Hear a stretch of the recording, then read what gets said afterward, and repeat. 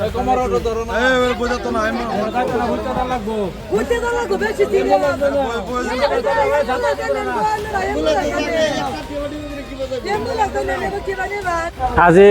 4জন মানুহে দুখ পালে। কেনেকুৱা হ'ল মানে ইয়াত মানে ইঞ্জিনিয়াৰ কামৰ ইঞ্জিনিয়াৰ মানুহ মিস্ত্ৰী মানুহ যিবিলাক মানুহ দলঙৰ ব্ৰিজৰ কাম কৰে তেখেতসকলে ভালকৈ বুজিব পাৰে কিমানখিনি ভাঙিলে কি হয়, কিন্তু মিস্ত্ৰী কেনেকুৱা যেন কৰিলে আৰু ঠিকাদাৰে কি গাফিলতি কৰিলে।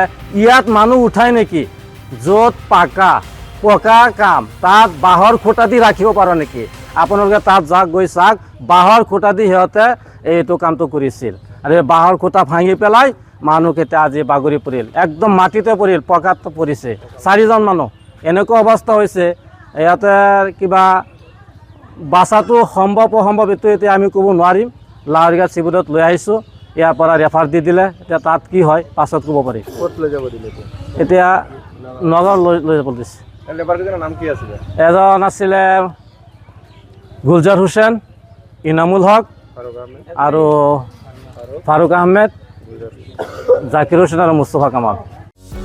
যিকোনো খবৰৰ বাবে যোগাযোগ কৰক আমাৰ এই নম্বৰত 9181 307 2221।